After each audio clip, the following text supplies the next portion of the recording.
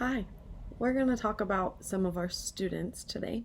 So in our classroom, we have students who are medically fragile. They don't communicate through oral language and they communicate through eye gaze. So doing educational programs can be difficult. I am going to give you a couple examples about how we might go through getting responses and questions answered from our students. This is called direct trial training. The first one I'm going to explain is with two choices. So I'm going to use yes, no.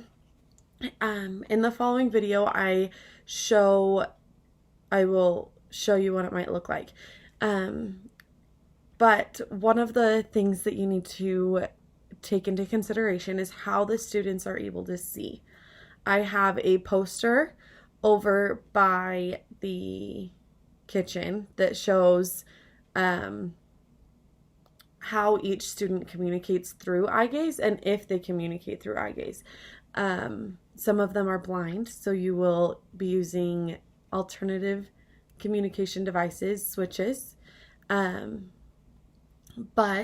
this video is going to explain eye gaze to you. Okay, so we're going to start with yes and no, which can also be transferred to two choice answers. So this is kind of how you might do it.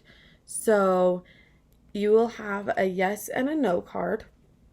The ones in the classroom have like a check mark, or they say yes in green, and this one will have like an X or a no in red. So you'll take these cards, put them in the student's field of vision according to that chart that you looked at, and then you will track. So you'll say, "Okay, Courtney, find yes." And then you will slowly pull the cards apart. And you'll watch their eyes to see which one they follow. Or, Courtney, find no. If they follow the incorrect answer, then you'll say, "Oh, no, try again." They follow the incorrect answer again. Then you'll say, "Courtney, this one is no. Find no." And have them look at the no card. Then you can try again. "Courtney, find no." Hopefully they'll follow the no.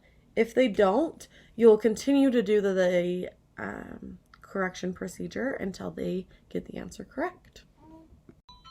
So here is an example of a teacher doing it to me. We used this.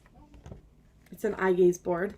This is typically used for more than one or more than two choices, but it still works the same. So you can just watch this video, and if you have any questions, let me know. Find yes. Good job. Nice work. All right, find no. Oh, try again. Good job. Okay, so now we're going to go over if a student has to respond from a choice of more than two. Like I said, this will be when you introduce the eye gaze board. So what you might do is you might have, in the example it shows colors. So you might have an orange right here, and each student kind of communicates a little bit differently. So you'll need to watch if, according to that chart, if they need to be in a T shape or if they need to be in an X shape and in the corners of the board. From here, you might say, "Courtney, find orange." And then you would watch the student's eyes and see if they move their eyes over to orange. If they don't, you'd follow the same correction procedure as I said before. So you'll say, "Courtney, find orange." Good job, you did it. "Courtney, find blue." That's orange. Try again.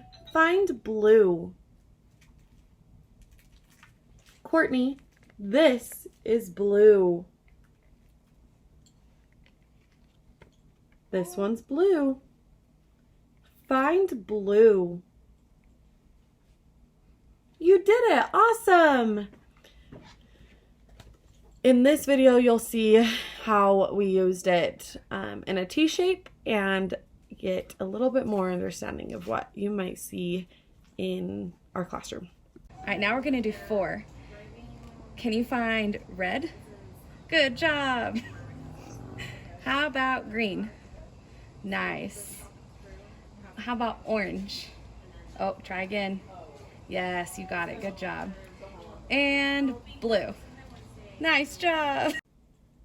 Like I said, our classroom is very different and we communicate through eye gaze. So if you have questions about how a student might communicate or how a student communicates, please let me know. Please let me know. I'd rather you know how a student communicates and ask them more questions than just assume that they don't know what you're saying or that they don't have a preference.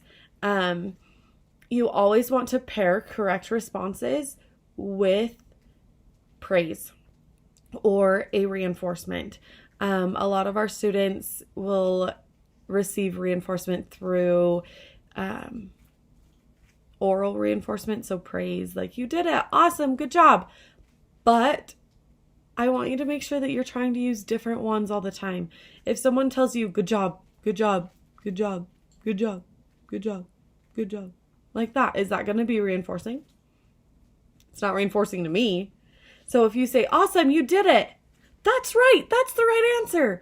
Oh, you found it, good job. Or fantastic.